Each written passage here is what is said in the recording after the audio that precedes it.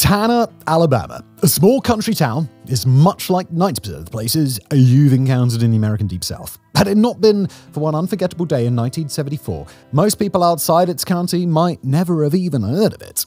That fateful day in 1974 brought a natural disaster so unique that it may never be repeated in our recorded history. In a single afternoon, this little community was devastated by an event that would redefine the very notion of tornado outbreaks in the US.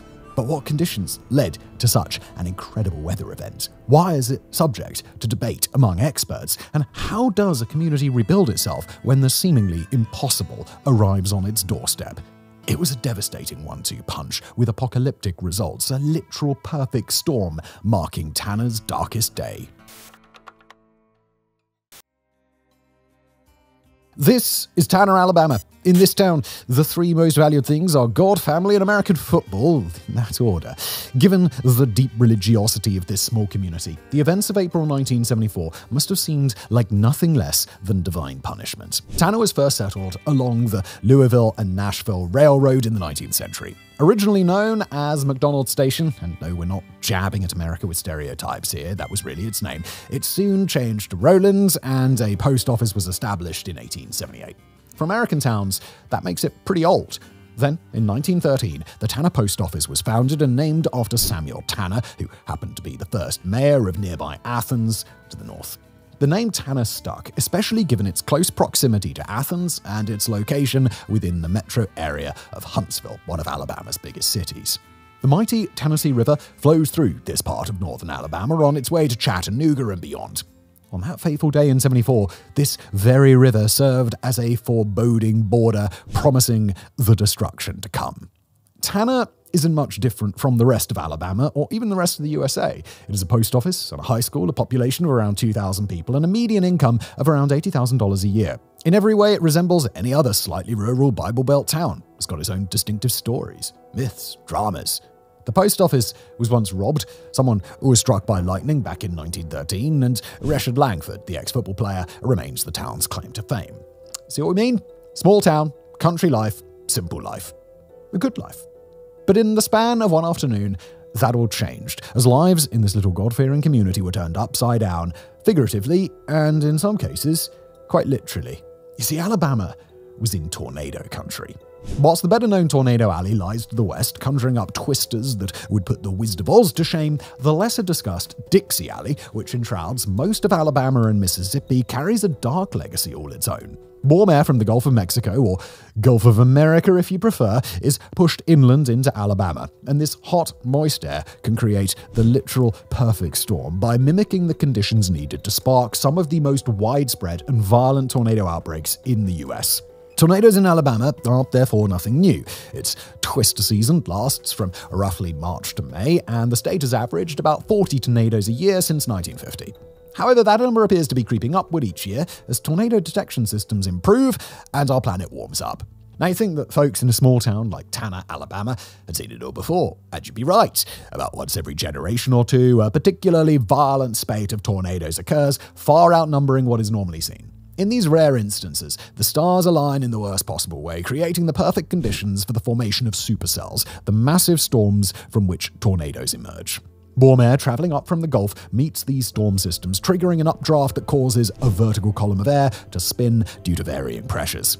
That spinning supercell central vortex eventually touches down on the ground, and voila, a tornado is born. This is also an ideal moment to discuss how tornadoes are measured, not by their wind speed, but by the damage they cause. The enhanced Fujita scale, named after its inventor, rates tornadoes on a scale from 1 to 5 based on the severity of the damage they inflict. Although this generally aligns with wind speed, since fast tornadoes tend to produce greater damage, there are instances where quickly moving tornadoes cause minimal damage and receive a lower rating because they avoid densely built-up areas. In this way, the EF scale can be seen as a measure of a tornado's societal impact through its destruction. An EF0 might barely register, while an EF5 is capable of sweeping building foundations clean with wind speeds reaching into the hundreds of miles per hour. And some of those violent tornadoes high up on the EF scale have touched down in Alabama over the years, with once-in-a-generation super outbreaks leaving their mark on the state. In Dixie Alley, tornadoes can also be uniquely dangerous. Increased humidity and moisture often wrap these storms in rain, lowering visibility, especially in the dark. This can sometimes mean that tornadoes remain invisible to the naked eye until it's far too late to know that they're already on top of you. These kinds of super outbreaks have continued to terrorize Alabama over the decades. The first recorded super outbreak occurred in early 1884 and is known as the Enigma outbreak, when 60 tornadoes traveled from Alabama into the Carolinas, causing widespread mayhem. Subsequent super outbreaks followed in 1932, 1974, and most recently 2011. But the term super outbreak exists solely because of what happened on April 3, 1974, a day that the small community of Tanner would never forget. So, what happened during the super outbreak on both April 3rd and 4th, 1974?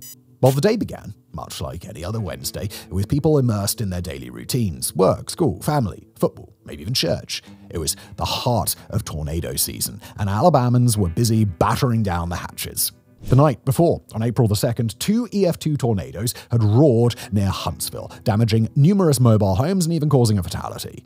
Yet both weather experts and locals understood that this was only the beginning. Meteorologists were busy reviewing their equipment and data to track the oncoming storms, with a very low pressure reading hinting that something was coming. Something not just big, but utterly unprecedented.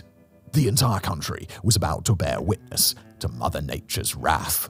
Severe warnings were flashing all over the eastern half of the United States, and then the sky exploded into the largest tornado outbreak ever seen at the time. Throughout the day, a vast area across the nation was affected by severe weather warnings and tornado breakouts. In total, almost 150 tornadoes would touch down across the country, at that time the most ever recorded in a single outbreak. They were spread across the United States, from Mississippi, Alabama, and Georgia in the south, all the way up to Illinois and Michigan in the north. This was a massive weather event, unlike anything anyone living in small-town America had ever experienced. Among these tornadoes, 30 were classified as violent, including 23 rated as EF4 and 7 rated as EF5. It's not common to see a single EF5 rated tornado in an entire year, yet this outbreak produced 7 in just over a day. At least 8 tornadoes of varying sizes touched down in Alabama that afternoon, with 4 reported as extremely intense and long-lived storms. At 4:30 p.m. Central Daylight Time, a brief tornado struck the Concord area, located just 8 miles west of Birmingham, one of Alabama's largest cities. Although it caused damage, fortunately, there were no casualties. Soon after, another tornado landed in Calhoun County, and by 6:30 p.m., a third had hit Cherokee County, injuring 20 people. However, this was relatively minor compared with what was already beginning to touch down elsewhere. At 5:15 p.m., a tornado emerged in Needmore, just east of Newburgh. It quickly moved northeast, with the cities of Decatur and Huntsville looming on the horizon. Reports indicate that the tornado was already at EF5 intensity when it made contact with the ground, mangling everything in its path. As one report stated, quoting here, "big and powerful and taking everything in its path." Cars were tossed hundreds of meters, like toys, as they were reduced to little more than scrap metal, while the vortex scoured the ground. It even managed to nearly topple an entire 2-kilometer square forest. Reddish soil clung to the bare wood of the trees, many stripped clean of their bark. The path of destruction continued, narrowly missing the center of Decatur and crossing the Tennessee River. But one place was caught square in its wake: Tanner. It was total carnage. The city was nearly destroyed by the violent tornado as it tore through the community. Many buildings were completely flattened, while others had their concrete foundations swept clean by the twister. One grim image shows a bathtub half impaled into the ground after being flung to an entirely different area. Given the common advice to hide in a bathtub during a tornado, let's hope it wasn't full when the vortex picked it up. In just about an hour, the Tanner tornado had carved a scar across the landscape, 52 miles long and over 450 meters wide, finally settling and dissipating after wreaking havoc on the small town of Harvest. Tanner, too, was left in total ruins. All in all, 28 people lost their lives to this behemoth, and another 267 were injured. Although it thankfully didn't hit any major population centers, these numbers still represent a heavy toll for Little Tanner and the other small communities it ravaged. Given the scale of the destruction, wind speeds were estimated to be well in excess of 200 miles per hour. But this is the part of the video when you feel your stomach drop and dread begins to fill your mind as you realize just how much lies ahead and how far all of this is from over, because the worst was definitely still to come for Tanner. Just half an hour after the Tanner tornado tore through the Tennessee River and devastated the small community, lightning struck twice.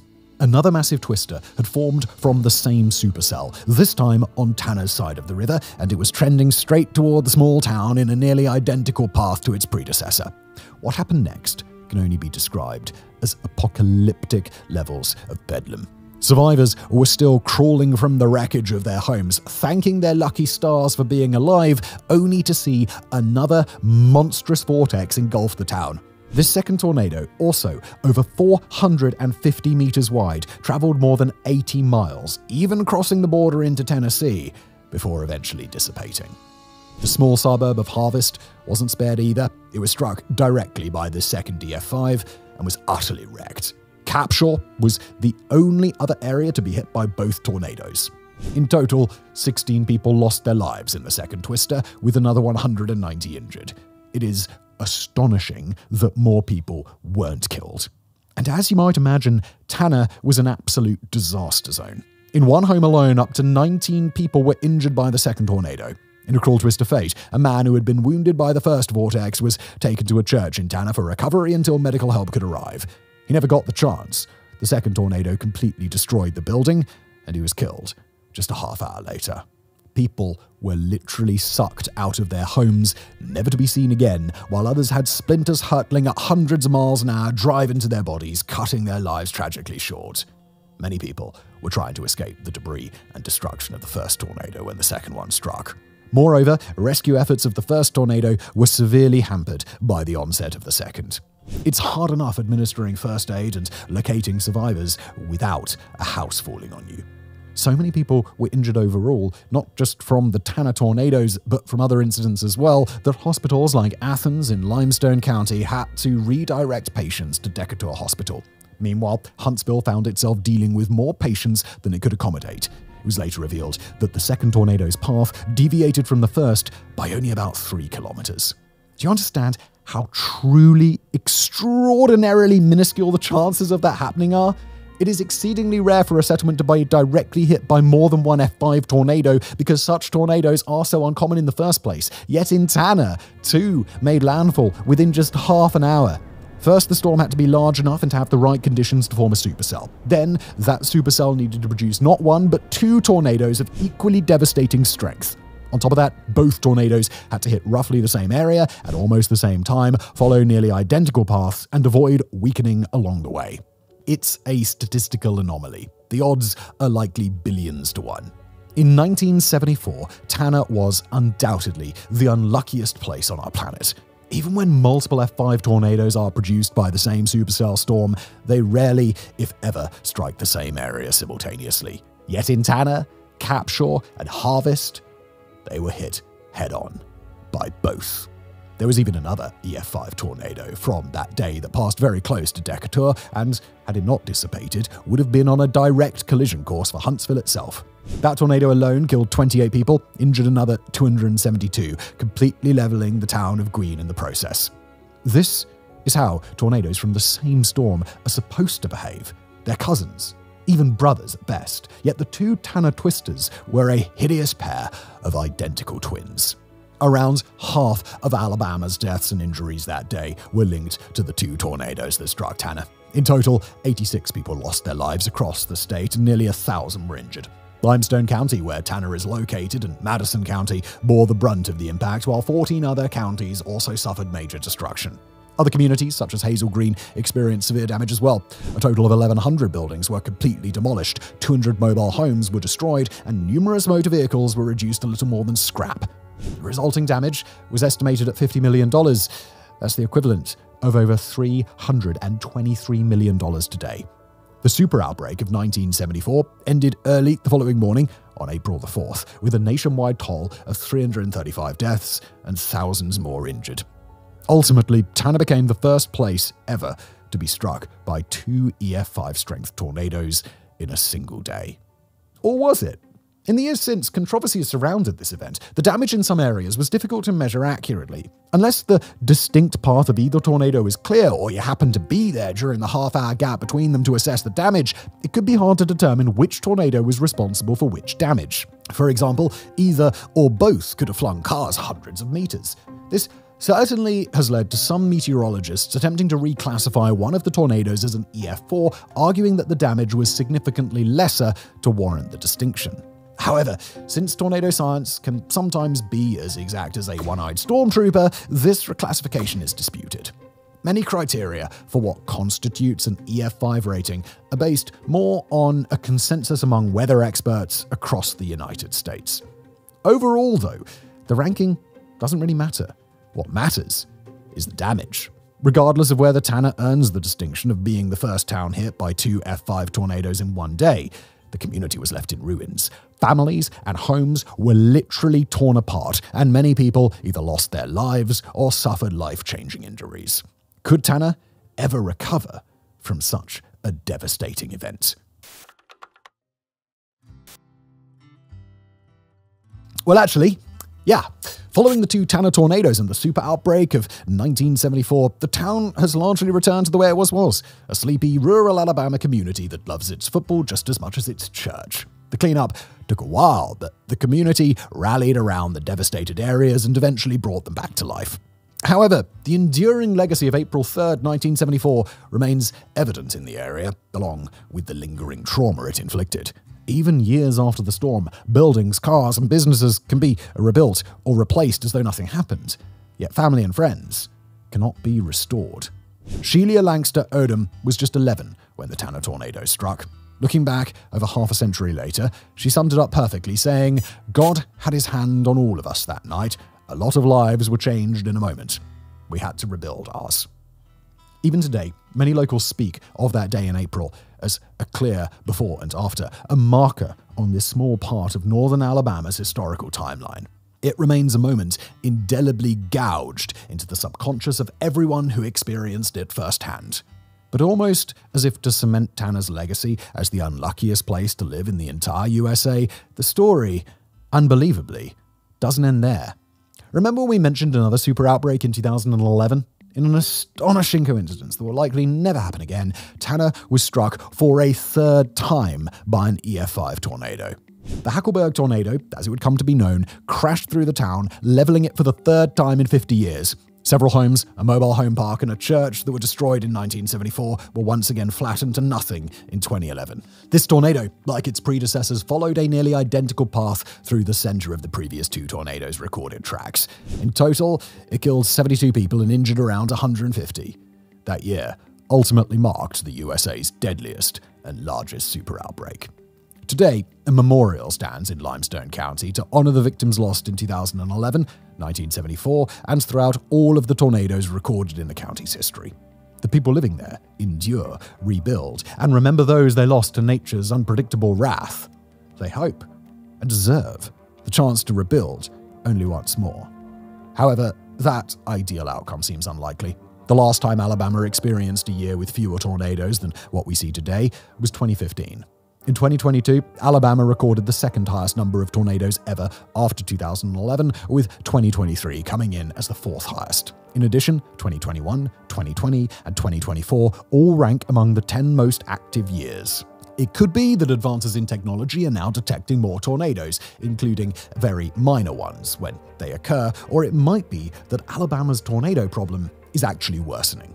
Although historical timelines for super outbreaks suggest that Alabama is not due for another one for a couple of decades, if the current pattern continues, Tanner could once again find itself staring down a whirling vortex of destruction.